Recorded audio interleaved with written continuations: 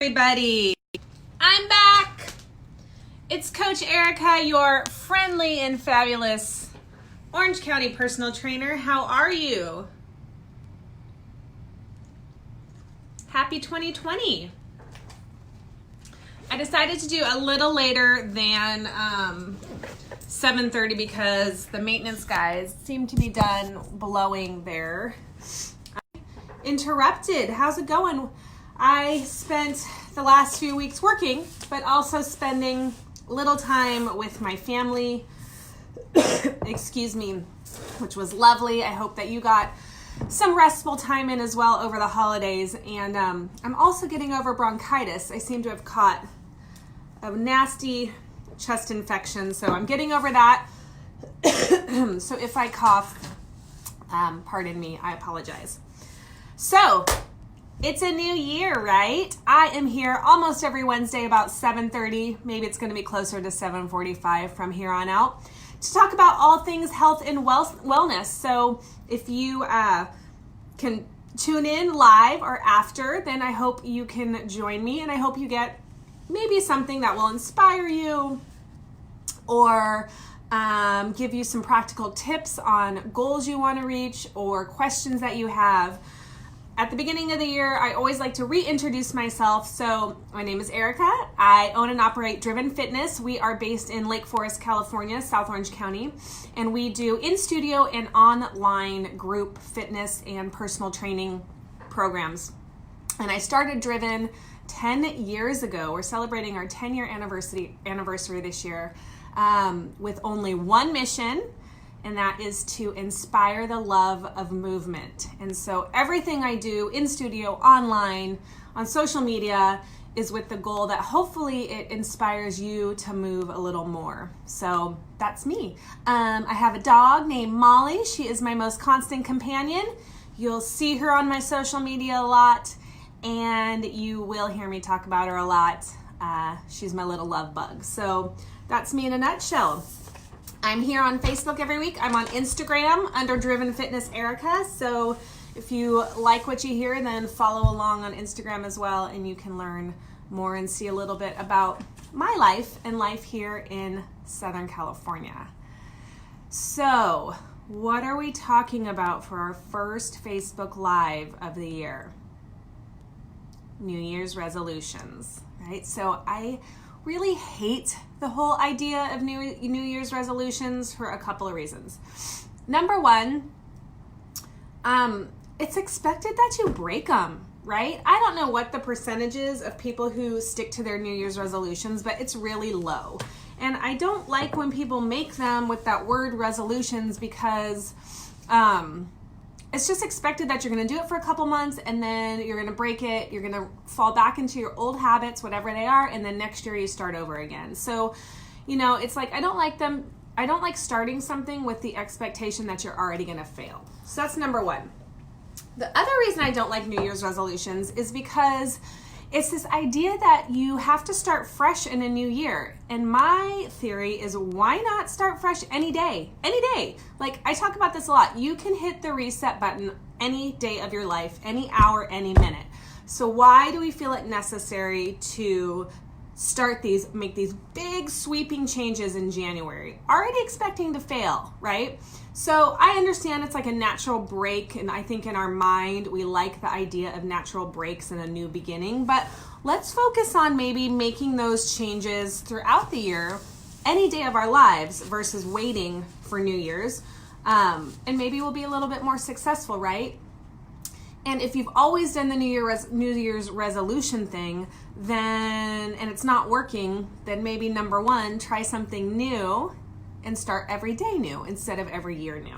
So like for me, I had some intentions that I set for 2020 and how I want to live my life, things I want to focus on, things I want to change. And I actually started back in December because that's when it occurred to me, and why wait until New Year's, right? So was it perfect? No, but at least I started the process, and that's the most important thing. So today we are going to talk specifically about how to keep those resolutions. Maybe we call them intentions. I like to call them commitments, right? So how do you keep the commitments that you make for yourself. And if you're gonna do it in the new year, fine, today is our day. Let's start it. Give me a big thumbs up. All right, so number 1, change your time frame. And that's exactly what I was just talking about. If you need to make a change, then hit the reset button and make the change today. It does not have to be perfect. So many times I see people wait to start particularly a weight loss program until it's perfect. Perfect timing, after my schedule's not so crazy, after the kids' soccer season is done, after I already lose 10 pounds on my own, which doesn't make any sense to me at all, right? So after. Just throw all those afters away, change your time frame, and start right this instant, because it does not have to be perfect. What matters is that you're practicing, okay? So you're practicing. You are not going to be perfect at anything in your life the first day that you try. So why not just start now and start trying? So tip number 1, change your mindset in terms of the time frame. Number 2 tip for keeping your commitments. Don't do the same thing you've already done, right? So that is the definition of insanity, correct? Am I right? If every new year for the past 10 new years you've said, I am finally going to lose my baby weight, my kid is 12 years old, I'm going to go to 24-hour fitness like I do every year. I'm going to go to the gym 5 days a week, and then guess what happens? You go 5 days a week for 2 weeks, and then it's too hard and you stop. So if that's what you've done for 10 years, stop doing that. Try something new. Try a different format. Try a different facility, hire a trainer, find a group, do a class, train for an event, right? So do a little brain dump of all the things that you could potentially do that would get you to your goal. I'm going to use weight loss as the goal because that's what I see most often. All the things that are going to help you lose weight, and then pick something you haven't picked before, okay? That's number 2. Don't do the same thing you did last year, all right? Okay, number 3, make your commitment specific. Don't just say, God, in 2020, I'm finally gonna lose the baby weight. What does that mean? How much weight? And guess what?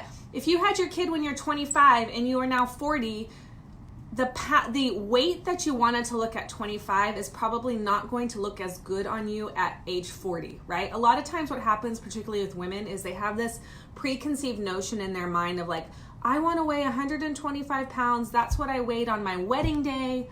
I'm now 50. Well, 125 pounds at 50 years old does not necessarily look healthy like it did when you were 25. Your body has just changed, right? So don't be so general. Your goal should not be, I want to lose weight. You got to make it specific.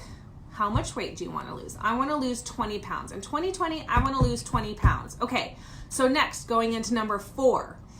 Make the resolution about the process, not the outcome. So say like in your mind, your goal is you want to lose 20 pounds this year. Well, how? How are you going to do it? And I suggest that you move backwards. So say like the goal is that you want to lose 20 pounds. How am I going to do that? How am I going to lose 20 pounds? Why do I want to lose 20 pounds? Number 1, why do I want to lose it? Is it because I just want to look better? Why do I want to look better? Is it because I don't feel good when I look in the mirror? Is it because I'm embarrassed to go to the pool with my kids in the summertime? Is it because I don't feel confident to go out to a bar and have fun with my friends? Like, figure out why. Why do you want to lose the weight? Then work backwards from that. Okay, so what do I do now? What are my behaviors right now that are keeping me from reaching my goal? Why am I not losing 20 pounds? Is it because I come home at night and eat at 10 o'clock at night standing up in front of the kitchen sink because I'm so busy? Is it because I'm bored and I have snacks next to my desk at the office all day? Is it because I just don't exercise at all?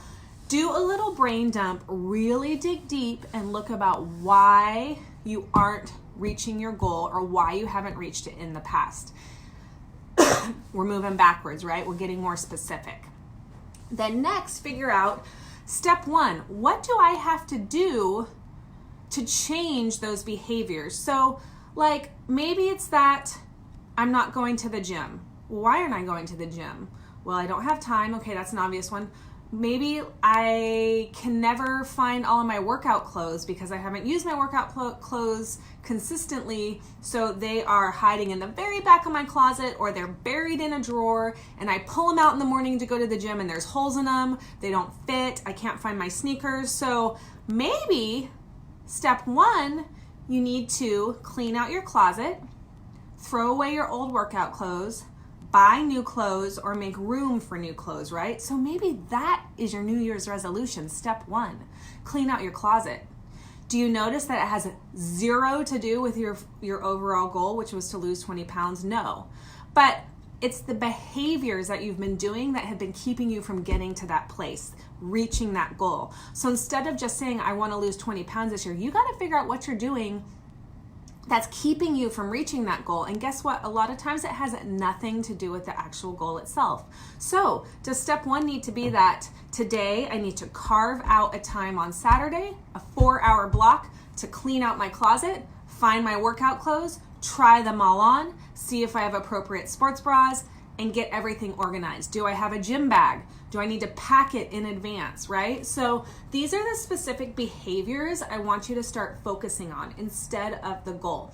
Forget the 20 pounds. Like, that might be way up here and that might be where you start, when you start this process. But when you get down to the very bottom strategies of how you're going to do it, forget about that, because you need to be focusing on the strategies, right? So that's my next tip, right? Narrow it down, narrow it down, narrow it down. Focus on the strategies. If you focus every day on hitting those strategies, hitting those little tiny mini goals, and creating those habits, then the ultimate goal, which is the 20 pounds, when you look back, they'll happen, right? But you can't be concentrating on that goal throughout your everyday life. It's too not concrete. What is that word?